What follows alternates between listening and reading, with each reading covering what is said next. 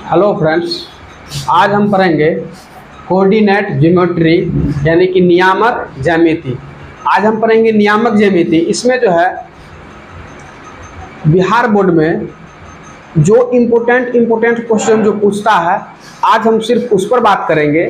जैसे जो है मूल बिंदु से दूरी, इस पर प्रश्न पूछ देता है। जैसे दो बिंदु के बीच की दूरी, इस पर प्रश्न रहता है।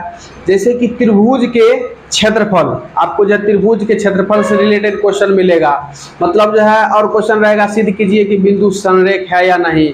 आपको जो विभाजन सूत्र से क्वेश्चन दे दिया जाएगा। तो नियामक ज्यामिति से जितना भी जो भी प्रकार का क्वेश्चन जो है एग्जाम में पूछा जाता है, आज जो है वो हम सभी टाइप का क्वेश्चन का जो है आज हम प्रैक्टिस करने का कोशिश करेंगे। सबसे पहले देखिए, सबसे पहले आपको जो है थोड़ा सा बेसिक आप जान लीजिए। जैसे ये जो है खड़ी रेखा, इस खड़ी रेखा का नाम है वाई अक्ष। इसका नाम है वाई अक्ष, इसको हम कहते हैं वाई एक्सिस। वाई, ये हो गया वाई डैश, ये हो गया एक्स, ये हो गया एक्स डैश। एक्स अक्ष और वाई अक्ष जहां पर एक दूसरे को क्रॉस करता है, काटता है, उसको हम बोलते हैं ओरिजिन, मूल बिंदु। और उसको जो है ओ द्वारा डिनोट किया जाता है। आपको जो है ऑब्जेक्टिव में आपको पूछेगा मूल बिंदु का निर्देशांक क्या होता है। मूल बिंदु का निर्देशांक आपको ऑब्जेक्टिव पूछ देगा, तो याद रखिएगा मूल बिंदु का निर्देशांक होता है 0,0, क्योंकि यहाँ से x और y दोनों हम स्टार्ट लिखना करते हैं और दोनों लिखना 0 से ही स्टार्ट करते हैं। 0, उसके बाद 1, 2, 3, 4 ऐसे लिखते चले जाते हैं। यहाँ से 0, 1, 2, 3, ऊपर हम प्लस में वैल्यू लेते हैं, नीचे में 0 के बाद -1, -2, -3, -4, नीचे जो है हम माइनस में वैल्यू लेते चले जाएंगे। इधर भी -1, -2, -3। तो यहाँ पर हम देख रहे हैं ये वैल्यू जो है प्लस में है, ये वैल्यू भी प्लस में है। नियामक ज्यामिति में कोई भी निर्देशांक को आप दर्शाइएगा, उसमें जो है सबसे पहले x का मान होता है, उसके बाद y का मान होता है। तो ये जो देखिए यहां पर आपको बन रहा है 1, 2, 3, 4 को क्वाड्रेंट बन रहा है। कितने क्वाड्रेंट बन रहा है? तो 4 क्वाड्रेंट बन रहा है। इसको प्रथम पाद, द्वितीय पाद, तृतीय पाद, चतुर्थ पाद ये भी बोल सकते हैं, नहीं तो इसको चतुर्थांश भी बोला जाता है और इंग्लिश में बोलते हैं क्वाड्रेंट। तो ये हो गया फर्स्ट क्वाड्रेंट, ये हो गया सेकेंड क्वाड्रेंट, ये हो गया थर्ड क्वाड्रेंट और ये हो गया फोर्थ क्वाड्रेंट। कितने क्वाड्रेंट हो गए? तो 4। आपको जो है पूछ लिया जाएगा प्रथम चतुर्थांश यानी कि फर्स्ट क्वाड्रेंट का चिन्ह क्या होगा। तो फर्स्ट क्वाड्रेंट का चिन्ह लिखेंगे। कोई भी चीज का आप लिखिएगा नियामक ज्यामिति में, कोऑर्डिनेट ज्योमेट्री में आपको कोई भी निर्देशांक लिखना है, चाहे चिन्ह लिखना है, तो याद रखिएगा सबसे पहले x का लिखेंगे, उसके बाद y का लिखेंगे। तो जैसे ये फर्स्ट क्वाड्रेंट का हमको चिन्ह लिखना है, तो ये जो है देखिए x का मान ये प्लस में है तो ये प्लस लेंगे, y का मान भी प्लस में है तो इसका जो है प्लस, यानी कि फर्स्ट क्वाड्रेंट का चिन्ह हो जाएगा प्लस कोमा प्लस। पहले x का लिखना याद रखिएगा। सेकेंड क्वाड्रेंट का चिन्ह लिखना है x डैश, डैश वाला वैल्यू माइनस में है तो ये माइनस और ये प्लस। तो सेकेंड क्वाड्रेंट का चिन्ह हो गया माइनस प्लस। थर्ड क्वाड्रेंट का चिन्ह हो जाएगा माइनस माइनस और फोर्थ क्वाड्रेंट का चिन्ह हो जाएगा प्लस माइनस। आपको जो यहाँ से बस यही चिन्ह से ही आपको जो है 1 नंबर का ऑब्जेक्टिव आपको फंस जाएगा। कैसे?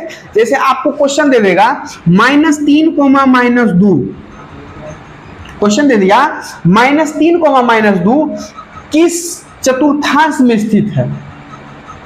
बोलेगा बिंदु -3, -2 किस चतुर्थांश, किस पाद या किस क्वाड्रेंट में स्थित है। तो देखेंगे इसका भी चिन्ह माइनस है और इसका भी चिन्ह माइनस है, तो माइनस माइनस किस में है? तो थर्ड क्वाड्रेंट। हम तुरंत बोलेंगे यह थर्ड क्वाड्रेंट में स्थित है। जैसे और क्वेश्चन देख लेते हैं। जैसे आपको दे देगा 5, -2 और पूछेगा इसका क्वाड्रेंट। ऑब्जेक्टिव में 1 नंबर का जो है फिक्स है, मिलेगा ही आपको। 5, -2 ये किस क्वाड्रेंट में जाएगा? तो सबसे पहले देखिए x का मान प्लस है और y का मान माइनस है, तो प्लस माइनस किस में होता है? तो फोर्थ क्वाड्रेंट में देखिए x का मान प्लस और y का मान माइनस। आपको जो है 1 नंबर का ऑब्जेक्टिव तो फिक्स ही है। और देखिए ऑब्जेक्टिव यहां से और बनेगा। जैसे ये एक्स अक्ष है, इस एक्स अक्ष को हम क्या कहते हैं, तो याद रखिएगा ये एक्स अक्ष को कहते हैं हम भुज। एक्स अक्ष को क्या कहते हैं, तो भुज कहते हैं। ये भी आपको जो ऑब्जेक्टिव में बहुत बार पूछा हुआ है, रिपीटेड क्वेश्चन है, इंपोर्टेंट हो सकता है पूछ भी दे। एक्स अक्ष को क्या कहते हैं, भुज कहते हैं। ये वाई अक्ष है, वाई अक्ष को क्या कहा जाता है, तो वाई अक्ष को कोटि कहा जाता है। वाई अक्ष को क्या कहते हैं, तो वाई अक्ष को कोटि। ये भुज और कोटि ये परीक्षा में पूछ चुका है। अब देखिए एग्जाम कोई भारी चीज नहीं है। एग्जाम जो है आप जितना सिलेबस पढ़ते हैं उस सिलेबस का 2-4% एग्जाम में मात्र क्वेश्चन रहता है, वो ज्यादा क्वेश्चन नहीं है। आप जो है उस रिजल्ट के पीछे नहीं भागिए, आप जो है नॉलेज के पीछे भागिए। रिजल्ट तो आपको जो है वैसे मिल जाएगा।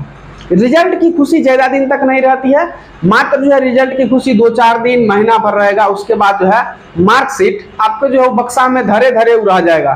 दोबारा आप उसको जब जरूरत लगेगा ना तभी उल्टा के देखिएगा। 1 साल 2 साल के बाद आप ये भी भूल जाइएगा कौन सब्जेक्ट में वो कितना मार्क्स था। अब मायने ये रखेगा जो आप क्या सीखे क्या पढ़े, यही मायने रखेगा। तो यहां से हम ये बात कर लिए। अब जो है डेस्टर लाओ तो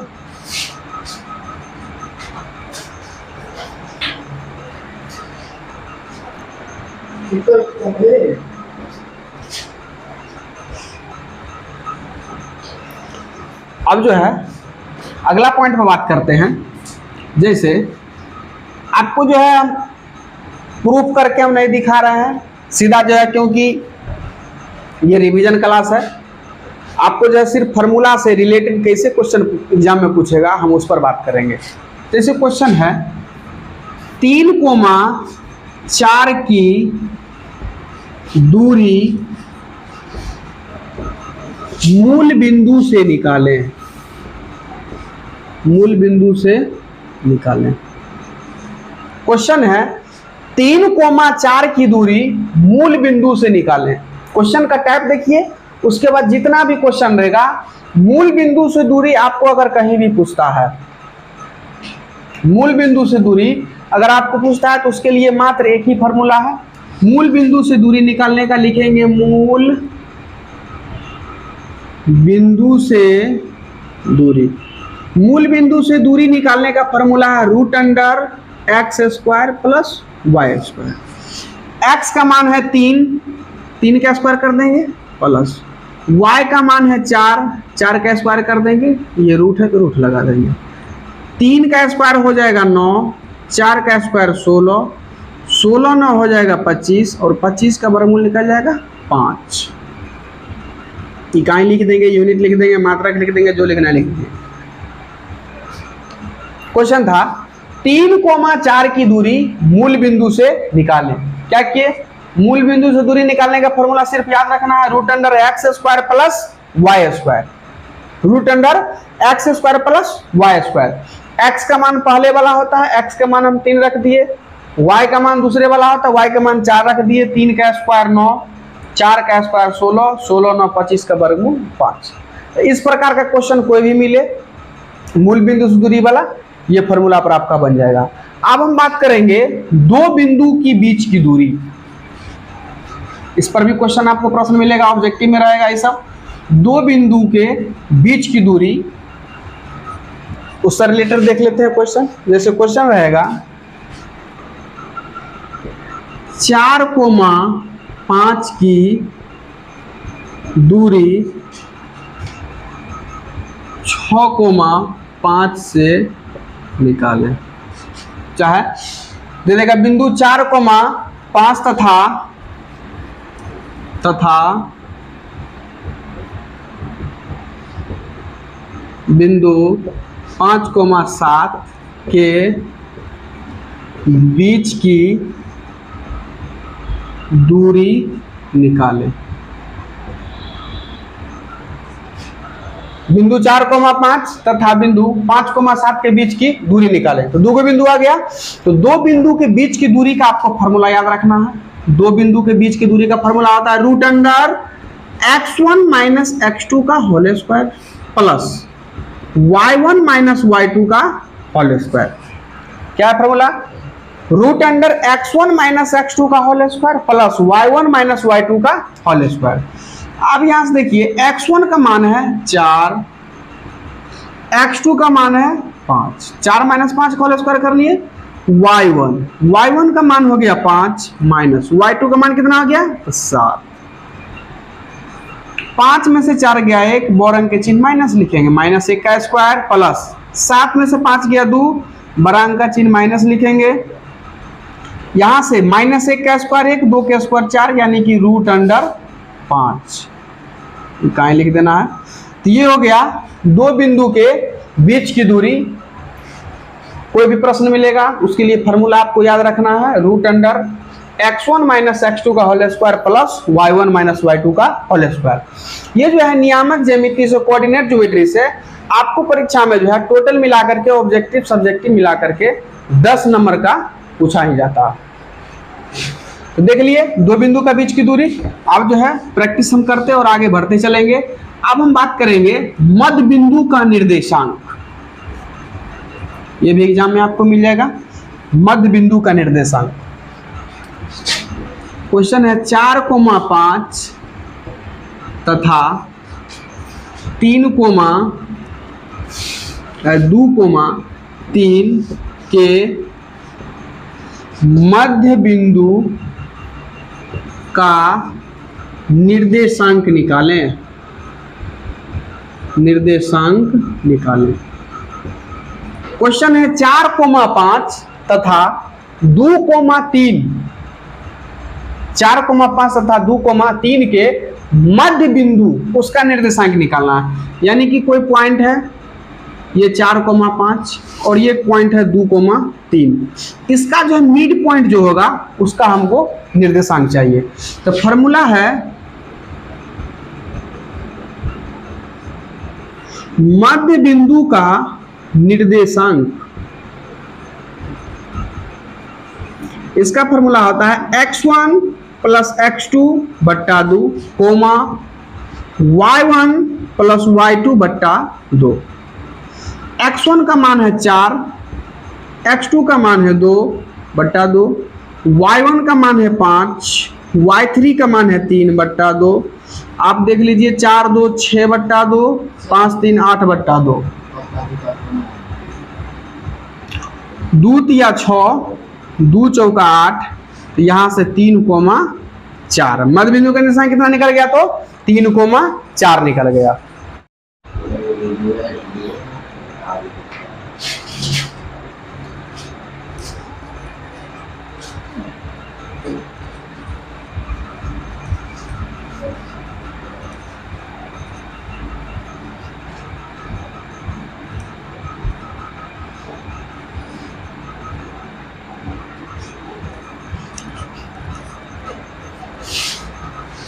अब हम देखेंगे विभाजन सूत्र। विभाजन सूत्र, विभाजन सूत्र क्या है? जैसे मान के चलिए कोई एक रेखा, इसका निर्देशांक हो गया x1, y1, इसका निर्देशांक है x2, y2, x2, y2। बिंदु इसका मान लेते हैं बिंदु है, इसका निर्देशांक है x1, y1, बिंदु B इसका निर्देशांक है x2, y2। इस रेखा को m अनुपात n में विभाजित किया जाता है। AB रेखा को m अनुपात n में विभाजित किया जाता है। तो जो विभाजित किया जाता है, जो बिंदु उसका भी जो है विभाजित करेंगे तो कोई पॉइंट बनेगा, तो वो जो है उसका हमको निर्देशांक फाइंड करना। विभाजन सूत्र क्या है? बिंदु A का निर्देशांक है x1, y1, इस B का निर्देशांक है x2, y2। ये जो AB रेखाखंड है इसको जो है m अनुपात n में विभाजित किया जाता है। ये जो बिंदु जो है C, इसका हमको निर्देशांक फाइंड करना। तो यहाँ पर लिखेंगे C का निर्देशांक बराबर, याद रखेंगे C का निर्देशांक, इसको मान लेते हैं m1 और m2 मान लेते हैं। C का निर्देशांक लिखना है, कैसे लिखेंगे? m1 x2 प्लस m2x1 बट्टा m1 plus m2 comma m1y2 plus m2 y1 बट्टा m1 प्लस m2। बहुत आसान फॉर्मूला है, कैसे याद करेंगे? m1 लिए हैं तो यहाँ पर x2 है, ध्यान देना है, पहले x लिखेंगे उसके बाद y लिखेंगे। यहाँ पर m1 लिए हैं तो यहाँ है x2, यहाँ पर m2 लिए हैं तो क्या है x1 है, बस यही ध्यान रखना है। m1 लेना है तो x2 वाला को रख देंगे, अगर m2 लेंगे तो x1 वाला को रख देंगे, बट्टा में m1 plus m2, m1y2 plus m2y1 बट्टा m1 प्लस m2। ये हो गया आपको विभाजन सूत्र। इससे भी आपको प्रश्न देखने को मिल जाएगा। देख लेते हैं इस पर कुछ क्वेश्चन करके देख लेते हैं।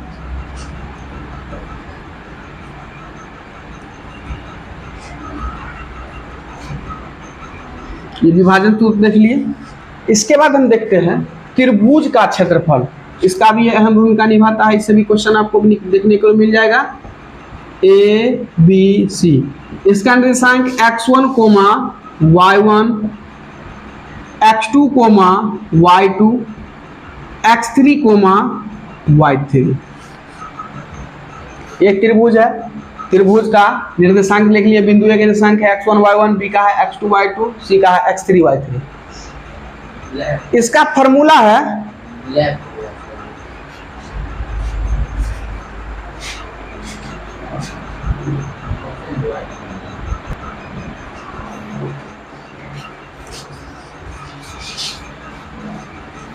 लिखेंगे त्रिभुज का क्षेत्रफल। त्रिभुज का क्षेत्रफल बराबर लिखेंगे 1/2 इंटू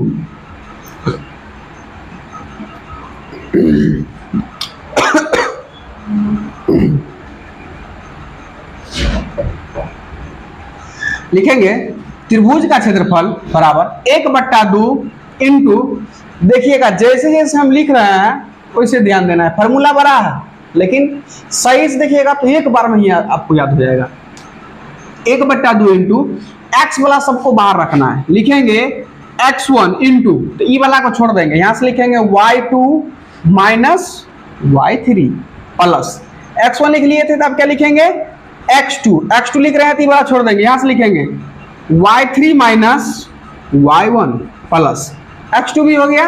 अब हम लिखेंगे x3, इसको छोड़ देना है, लिखेंगे y1 माइनस y2।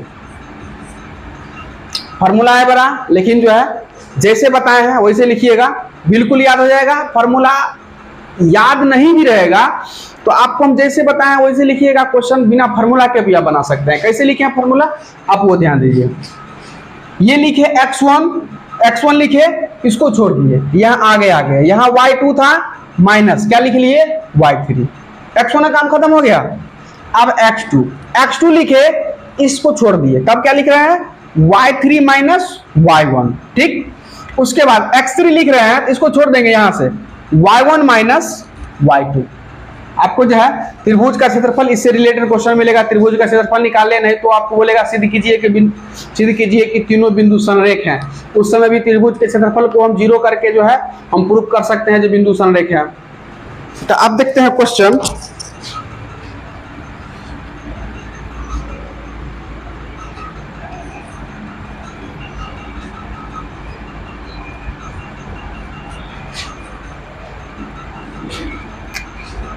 जैसे आपको जो है त्रिभुज का निर्देशांक दे दिया जाएगा। त्रिभुज का निर्देशांक मान के चलिए इसका 1,2 है, 3, इसका जो है 2 है, इसका मान लेते हैं 4,3। त्रिभुज के निर्देशांक दे दिया गया है। इसका हमको क्षेत्रफल लिखना आपको जो है फॉर्मूला याद रहे या ना रहे, जैसे आपको बताते हैं सिर्फ वैसे लिखिए। 1/2 इंटू क्या सिखाए थे, क्या लिखना है पहले x1 लिखना। तो x1 का मान कितना है, अगर याद रहे तो अच्छी बात है, याद नहीं रहे तो आप जो है लिख सकते हैं x1, y1, x2, y2, x3, y3 लिख लीजिएगा तो सहूलियत के लिए अच्छा रहेगा। फॉर्मूला बताए थे, सबसे पहले लिखना है x1, तो देखिए x1 लिखना है, उसके बाद बोले थे x1 लिख करके आप आगे आ जाइए, y2 minus y3 plus x2 लिखेंगे तो x2 कितना है 3। उसके बाद था y3 की जगह पर 3 है माइनस y1 की कितना है 2 प्लस x2 काम हो चुका है। अब लिखेंगे x3 4, तो यहाँ लिखेंगे y1 2 है माइनस y2 2। बंद कीजिए 1/2 इंटू 1, 3 में से 2 गया 1, बोरंग के चिन्ह माइनस दे देंगे प्लस 3 इंटू 3 में से 2 गया 1 हो गया प्लस 4 इंटू 2 में से 2 गया 0। इसको हम लिख सकते हैं -1, ई प्लस में 3 हो जाएगा, ये तो 0 ही हो जाएगा। इसको लिखेंगे 1/2, 3 में से गया 2, 2 से 2 कट जाएगा, 1 वर्ग मात्रक। ये आपको निकल गया त्रिभुज का क्षेत्रफल। कैसे फाइंड किए? बिल्कुल आसान है। क्या किए? त्रिभुज का क्षेत्रफल आपको निकालना है तो सबसे पहले लिखिएगा त्रिभुज का क्षेत्रफल बराबर 1/2 इंटू x1। तो x1 का मान लिख लिए, फॉर्मूला याद हो तो लिखिए, नहीं याद हो तो नहीं लिखिए, कोई दिक्कत नहीं। एक यहाँ पर देखिए कैसे कैसे कर रहा है, x1 का मान इसको आगे कर लेना है, x1 लिख लेना है, उसके बाद इसको छोड़ करके आगे आ जाना है। इसका y और इसका y निर्देशांक दोनों घटा लेना है प्लस x2 कर लेंगे, उसके बाद इसको छोड़ देंगे, इसका y का निर्देशांक y का निर्देशांक दोनों घटा लिए प्लस यहाँ लिख लिए x3 ये 4, फिर ये दोनों y के निर्देशांक घटा लिए और इसको सॉल्व कर लिए। यहाँ से हमको त्रिभुज का क्षेत्रफल प्राप्त हो गया।